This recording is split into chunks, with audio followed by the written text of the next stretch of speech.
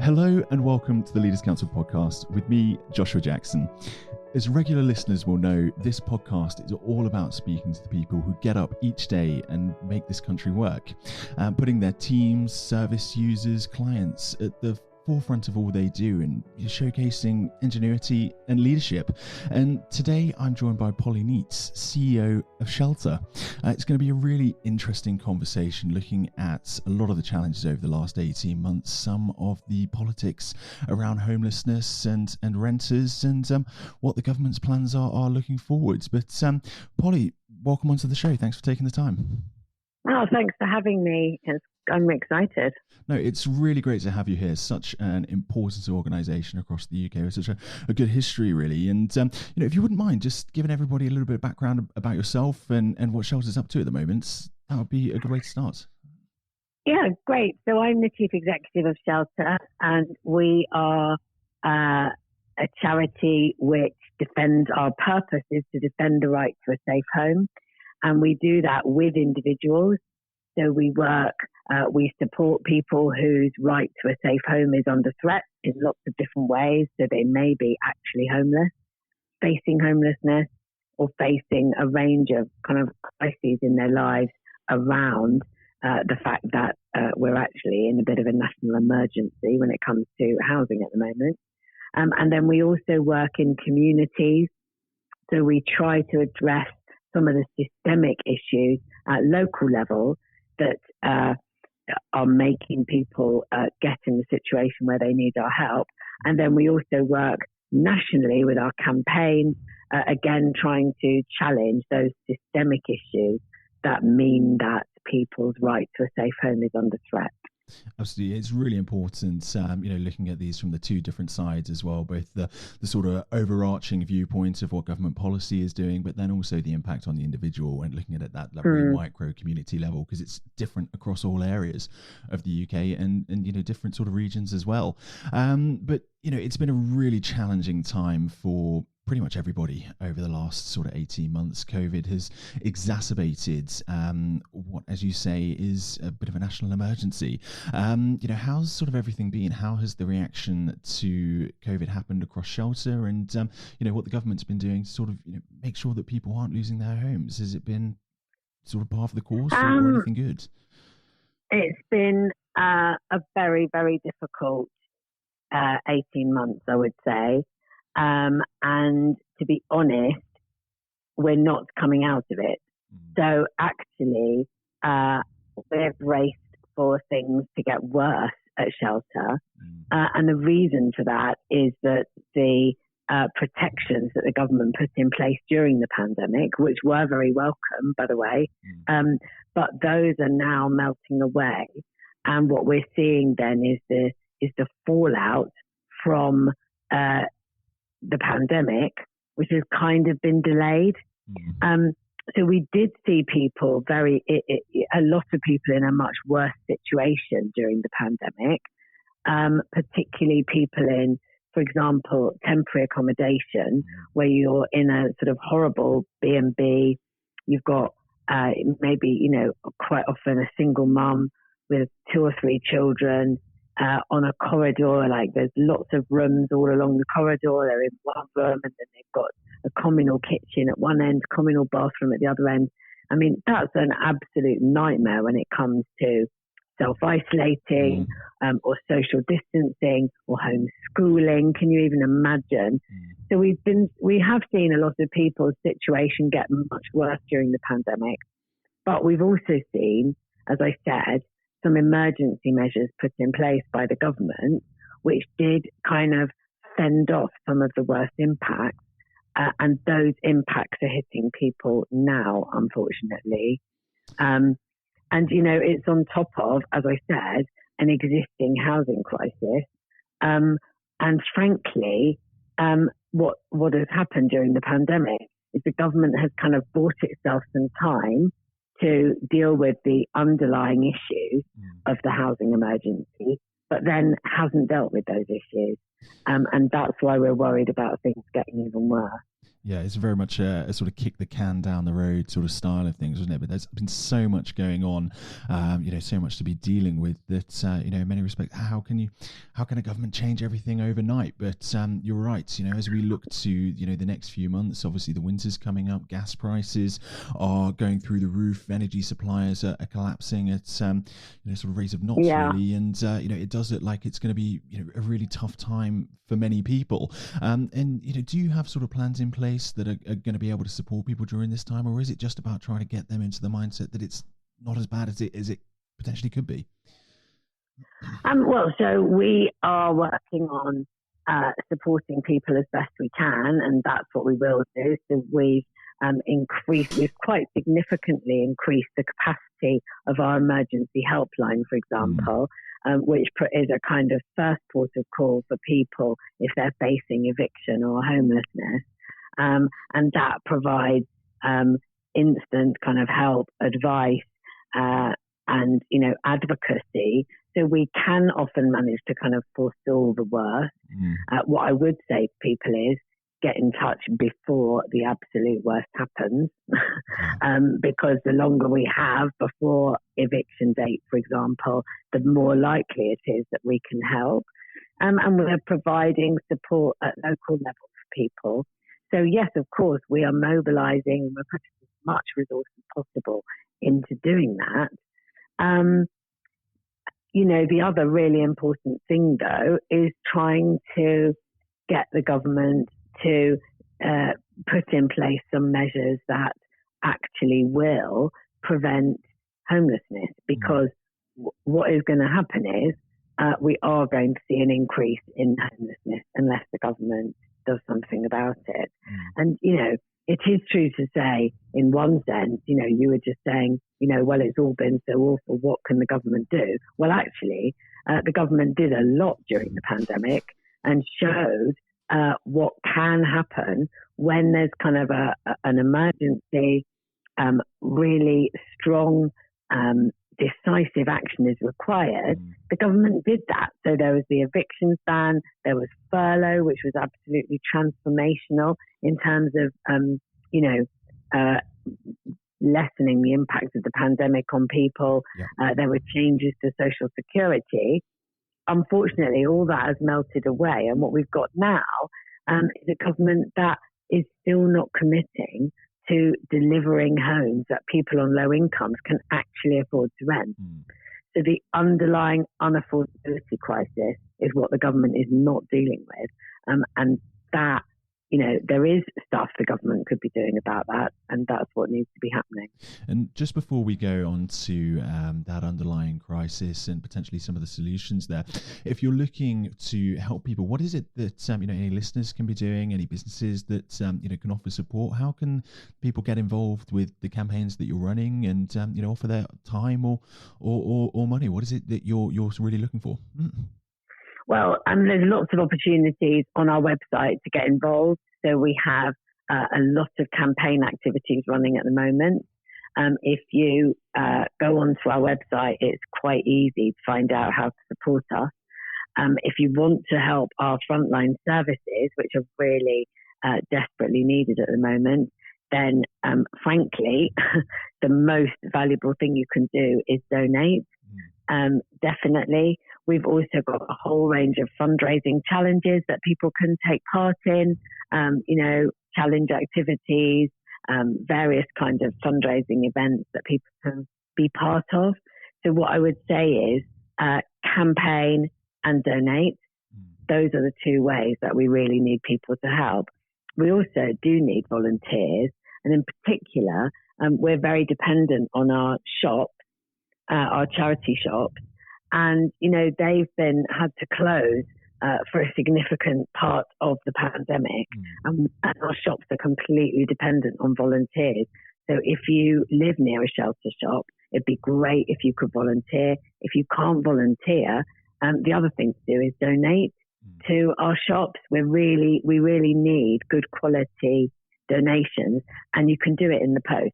So again, if you look in our website or Google shelter pack and post donations, you can donate to our shops, and that's another really good way of helping us. So there are loads of ways you can help shelter. Definitely. And for anyone listening in, we will put the campaigns, the donations page, and a map of hopefully shelter shops near you into the description of this podcast. So if anybody wants to go away and have a look at that, please do. But you're right. Looking at future sort of plans to help ease homelessness. There's been such a knock-on effect of what was already an issue in house building. Was it 100,000 fewer homes have been built over the last year? House prices have gone through the roof. And do you see that there's a way out for people, or people to be able to get onto the property ladder, first time buyers, and stop this sort of increase in the quite a tough renters market, really? Well, I mean, if you think about the private rented sector at the moment, that the private renting is home to 11 million people at the moment, and it isn't the people that are traditionally seen as renters. So I think a lot of people, when they think about the private rented sector, they think about, relatively younger adults who are renting until they can save up and get themselves on the property ladder by buying their own home. The reality is that the private rented sector now, the vast majority of people in the private rented sector have no savings at all. They're more, these are not people on the brink of home ownership. These are people on the brink of homelessness. And the reason for that is that the level of rent in the private sector is simply unaffordable for people on low incomes. And, but because of the dire shortage of properly affordable housing, there isn't any other option for those people. And these are the people that we're really worried are going to be at risk of eviction. So what is desperately needed at the moment actually isn't more home ownership products that actually aren't helping people into home ownership who wouldn't be there anyway. It's making it easier for people who probably quite soon would be able to buy their own homes anyway. It's making it easier for them, but it isn't solving the problem of people in the private rented sector who are on the brink of homelessness. And the government must look again at its definition of affordable. And, there's a lot of building underway at the moment, but there is nowhere near enough properly affordable homes. If you look at social housing, so you've got 1.1 million people on the waiting list for social housing. And last year, 6,500 new social homes were built. So that's 6,500 against the waiting list of 1.1 million. It's absolutely ludicrous, to be honest with you. And that's the issue that the government has got to tackle. And there was a YouGov report or YouGov survey that came out just last week or a couple of weeks ago, I believe, that said that was going to double to 2.1 million people waiting for households waiting for social housing as well in the next year. That's an incredible rate of of people waiting and wanting to get into it. And while those people are waiting, of course, a significant number of them are in temporary accommodation, which is completely unsuitable it's actually unsuitable for anyone, but it's definitely unsuitable for families with children. And the impact of that on those people's lives, on their health, on their mental health. And temporary accommodation, so called, I mean, it isn't temporary. People are in temporary accommodation for years on end because of the total lack of social homes. So the government has got to invest. We're spending about 30 billion a year on housing-related benefits to keep people in unaffordable homes in the private rented sector. That is absolutely dwarfing the size of, the affordable housing program is 12 billion over 5 years. And it doesn't contain, at the moment, it contains almost no social housing. So, the way we're failing to invest in social homes is costing us an absolute fortune in welfare, which shocks me actually for a Conservative government because, welfare is no investment at all. homes are a great investment. People are actually going to pay rent for them for a kick-off. And, it makes absolutely no sense financially at all. It's a potential over-reliance on the private sector to plug a gap that they're not interested in potentially filling. But there's an interesting stat last week as well that just based for London and Greater London that now it's reached 45% of an average income just to be able to cover your own rents, and that is again shocking for across the board. The price of it's totally unaffordable. Yeah. And there was. A couple of years ago, there was talk of the Renters Reform Bill. That's been pushed back and pushed back and pushed back. Do you have any confidence that this bill is ever going to see the light of day? That there's going to be the white paper that's been promised and is now promised again for, I believe, next year in May. But little to be coming out so far. No, I do actually, to be honest with you. I mean, we had a really good meeting at Conservative Party conference where the minister responsible, Eddie Hughes, spoke, and he was pretty clear about the urgency of reforming private renting.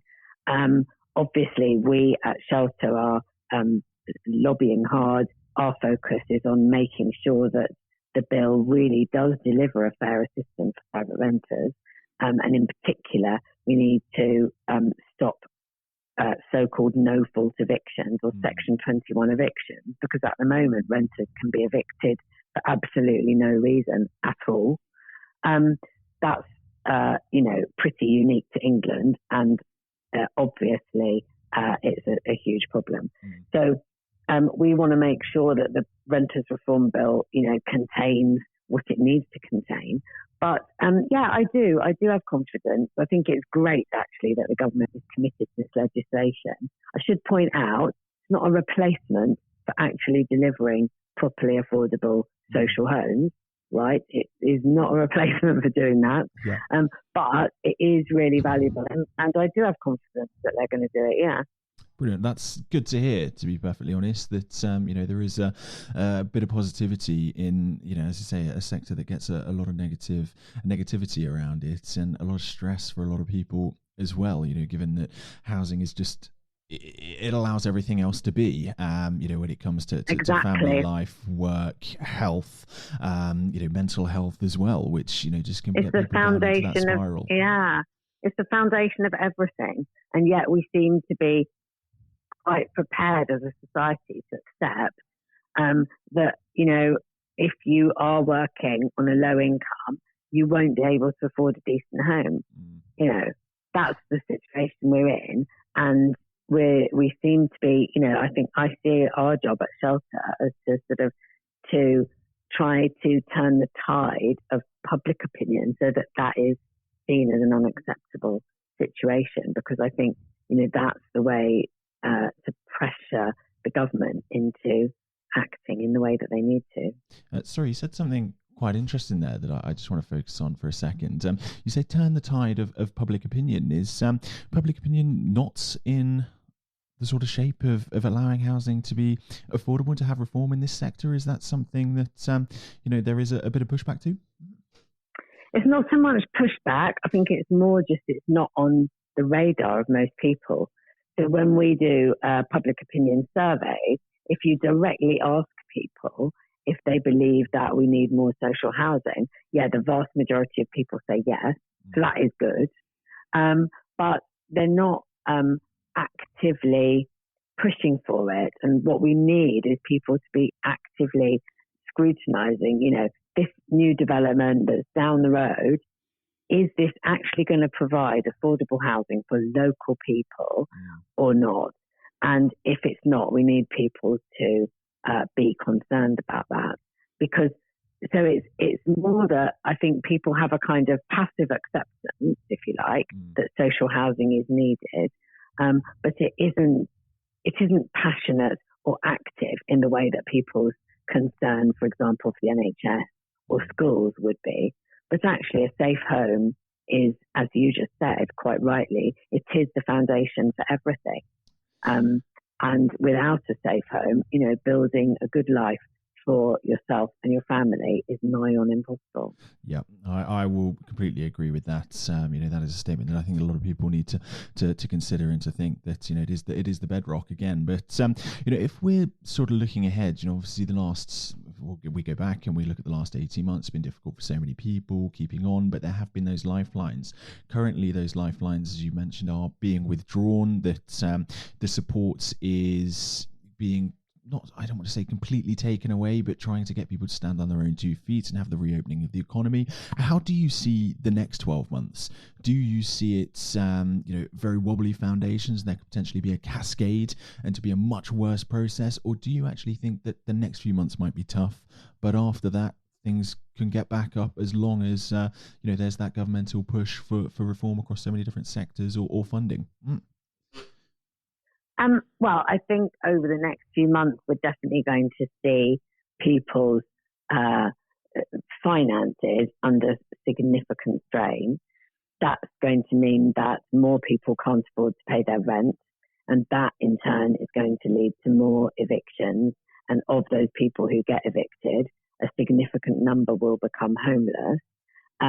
Also, if people really cannot afford rents in the private sector, then how they end up is joining the social housing waiting list.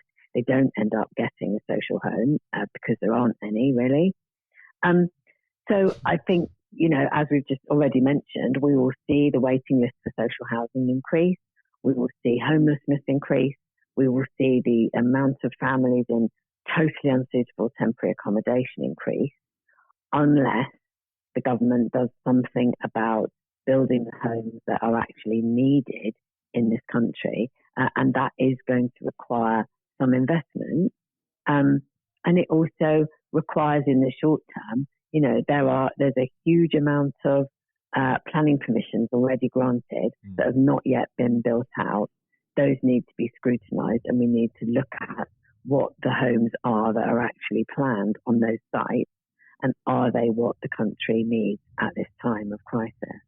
And Polly, just before we sort of finish up, having been such an expert in this area, what would be let's say the simple change that you would make to the way things are run currently that would allow for a little bit more security or freedom or ease for people to stay within their homes or to get homes and have that stability?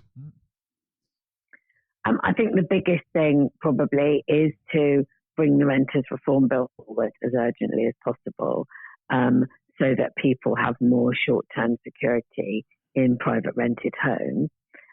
That isn't going to provide security, though, for people who simply can't afford to pay their rent anymore. And for those people, what the government has to do is redefine affordable housing so that it actually is affordable to the people who desperately need a home. Well, there's an awful lot of work to be done by the Department for Housing and Levelling Up now, as it's now termed. But Polly, I really want to thank you ever so much for taking the time to just explain some of these issues, talk about some of the future plans, and let everybody know how they can support Shelter, both in person and financially. Thank you ever so much for taking the time. You're welcome. Brilliant. Polly, goodbye.